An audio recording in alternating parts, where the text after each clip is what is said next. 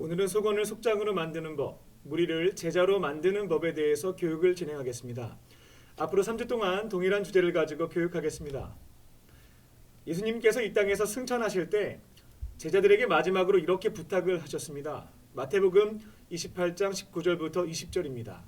그러므로 너희는 가서 모든 민족을 제자로 삼아 아버지와 아들과 성령의 이름으로 세례를 베풀고 내가 너희에게 분부한 모든 것을 가르쳐 지키게 하라. 볼지어다 내가 세상 끝날까지 너희와 항상 함께 있으리라 하시니라. 여기에는 4개의 동사가 있습니다. 가라, 제자로 삼아라, 세례를 베풀어라, 가르쳐라. 그런데 이 4개의 동사 중에서 유일하게 명령 동사로 쓰인 게 있는데요. 무엇입니까? 제자를 삼아라입니다. 제자를 만들라는 것입니다. 가서 세례를 베풀고 가르치는 행위를 통해서 결국 무엇을 만들라는 것입니까? 예수님의 제자로 만들라는 것입니다.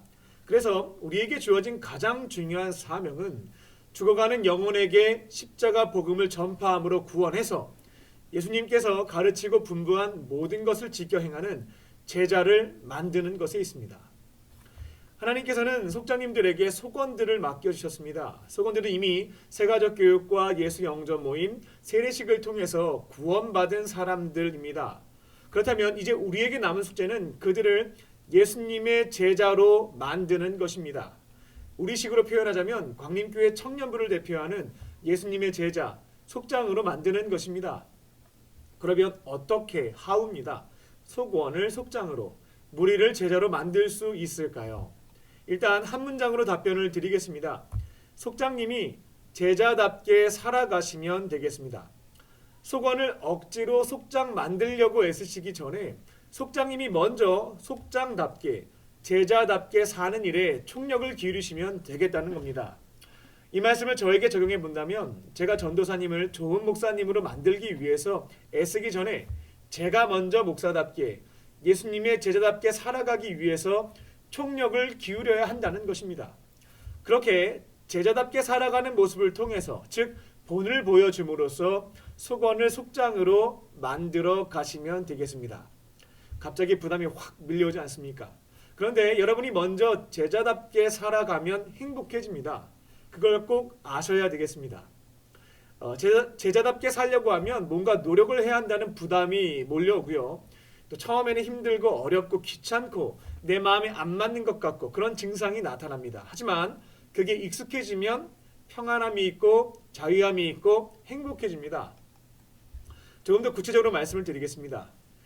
먼저는 속장님이 속장답게 제자답게 살아가시려면 예수님이 말씀하신 대계명부터 삶의 자리에서 지켜가시기 바랍니다.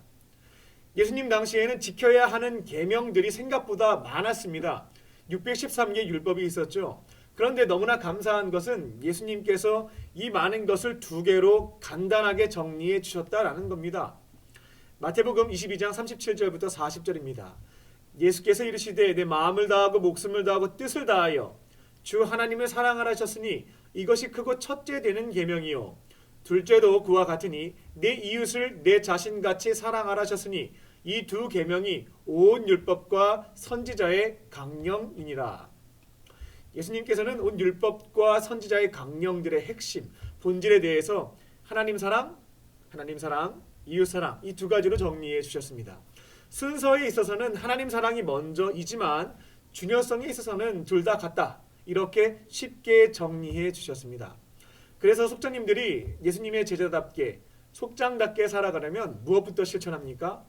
하나님 사랑과 이웃 사랑을 삶의 자리에서 실천하시면 되겠습니다. 하나님 사랑의 방법은 경건 생활을 통해서 지켜가시면 됩니다. 예수님은 안식일이 되면 회당에 가서 예배를 드리셨습니다. 그리고 규칙적으로 기도하셨죠. 때로는 금식도 하셨고요. 예수님을 반대하는 세력과 논쟁을 하실 때에는 하나님의 말씀, 기록된 성경 말씀을 가지고 물리치셨습니다. 그러니까 평상시에 성경을 많이 보셨다. 이렇게 해석할 수 있겠습니다. 그래서 속장님들도 하나님 사랑에 대해서는 주일 예배와 평일 예배, 규칙적인 말씀 생활과 기도 생활, 그리고 금식 생활을 통해서 실천하실 수 있겠습니다. 속장님들은 이 기준으로 자신의 경건 생활을 체크해 보시고 이게 좀 부족하다라는 것을 발견하시게 되면 하나씩 채워가시면 되겠습니다.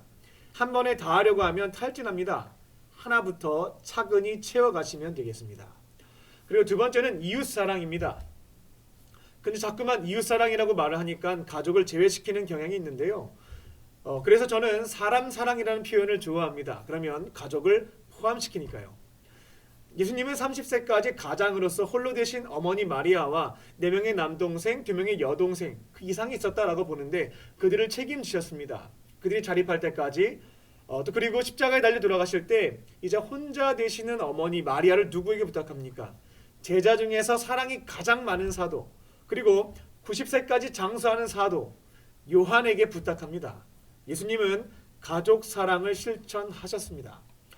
그래서 속장님들은 가족을 포함해서 직장과 교회에서 만나는 사람들에게 사랑을 실천하시면 되겠습니다. 구체적인 방법은 섬김이에요. 잘 섬기시면 되겠습니다. 섬김을 받으려고 하는 게 아니라 섬기는 겁니다. 가족들에게 섬김을 받으려고 하지 않고 속원들에게 섬김을 받으려고 하지 않고 동료와 부하 직원에게 섬김을 받으려고 하지 않고 먼저 섬긴다. 예수님이 이 땅에 오셔서 자신을 종처럼 낮추시고 사람의 필요에 따라 섬겨주셨듯이 우리들도 가정과 교회와 일터에서 만나는 사람들을 높여주고 필요에 따라 섬겨주는 것입니다. 그 방법은 어렵지 않습니다. 물어보면 됩니다. 그들이 필요하는 게 뭔지 들어보고 그것을 섬겨주시면 되겠습니다. 저는 이웃사랑, 이 섬김에 대해서 이 두 가지를 늘 생각합니다. 하나는 밥 사는 거고요. 두 번째는 기도하는 겁니다. 그리고 추가적으로 성령님이 주시는 마음이 있으면 그때마다 순종하는데 아무쪼록 기본적으로 밥 사는 것과 기도하는 것 이 두 가지는 반드시 지킵니다. 그래서 풀타임 전도사님들은 화요일 점심에 식사를 섬기고 파트타임 전도사님들은 수요일 저녁에 식사를 섬깁니다. 교구장님들은 한 달에 한 번 교구장 원래회 때 식사를 섬기고 그리고 가정에서는 월요일 쉬는 날이죠. 그때 외식을 하거나 식사를 직접 준비해서 대접합니다. 그리고 이분들을 위해서 날마다 기도합니다. 새벽마다 전도사님, 교구장님, 우리 가족 또 기도 제목을 제출하고 있는 우리 임원들과 속원들을 위해서 기도합니다. 또 전도사님들의 경우 성령님께서 1년에 2번 명절이 되면 선물로 섬기라는 마음을 주셔서 이제 선물을 섬기고 있고요. 또 생일이 되시면 또 선물로 섬깁니다. 이렇게 예수님의 제자로서 이웃사랑이라는 계명을 지켜가고 있습니다. 그리고 전도사님과 교구장님들에게 부탁드리는 것은 나에게 감사하지 말고 하나님께 감사드리시고 나에게 갚지 말고 곁에 있는 이들을 똑같이 섬겨달라고 부탁을 합니다. 그 다음은 사명입니다. 예수님께서 제자들에게 주신 사명 이것도 두 가지로 정리를 할 수 있는데 영혼 구원에서 제자 삼는 겁니다. 죽어가는 영혼에게 복음 전해서 구원받게 하고 그 다음에 교회 공동체 특별히 속회로 안내를 해서 예수님의 제자로 만드는 것입니다. 그래서 속장님이 예수님의 제자답게 살아가려면 전도하셔야 되겠습니다. 하나님께서 우리를 가정과 교회와 일터에 왜 보내셨을까? 다양한 목적이 있겠지만 첫 번째는 전도하라고 죽어가는 영혼들 구원하라고 보내신 겁니다. 속장님으로서 부진자 관리하시냐고 힘을 많이 빼시는 분들이 계십니다. 그런데 부진자는 전도사님들에게 부탁하시고요. 그리고 부진자 중에는 이미 구원받은 사람들 하나님께서 책임져 주십니다. 그러니까 너무 걱정하지 마시고요. 하나님이 그 손 꼭 붙잡고 계십니다. 2번 정도 권면을 했는데 듣지 않으면 전도사님에게 부탁드리시고 그분을 위해서 기도하세요. 하나님께서 정하신 때에 돌아오게 하십니다.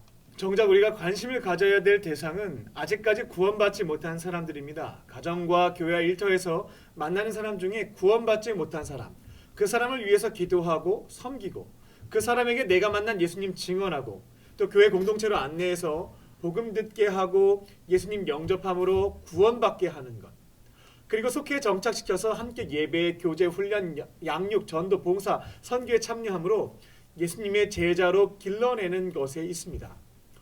속장님들은 이걸 아셔야 되겠어요. 부진자 관리하느냐, 짐 빼는 것을 속원들에게 보여주는 것이 아니라 영혼 구원에서 제자 삼는 것, 그것을 본으로 보여주셔야 되겠습니다. 결과는 하나님께 달려있으니까 결과에 너무 힘들어하거나 연연하지 마시고요.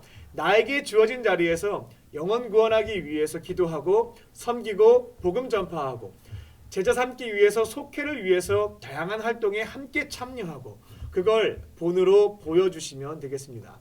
그러면 나중에 속원들이 압니다. 아, 예수님의 제자는 경건 생활을 통해서 하나님 사랑 실천하는 사람이다. 섬김을 통해서 이웃 사랑을 실천하는 사람이다. 전도에서 영혼 구원하고 속회를 통해서 제자 만드는 사람이다. 이것을 알게 되죠. 간단합니다. 속장님께서 속원을 제자로 길러내기를 원하신다면 계명과 사명을 지켜가시고 본을 보이는 방식으로 속원들을 제자로 길러내시면 되겠습니다. 오늘 교육은 여기서 마치겠습니다. 다음 주에는 속원을 속장으로 만드는 법 두 번째 시간으로 돌아오겠습니다. 감사합니다.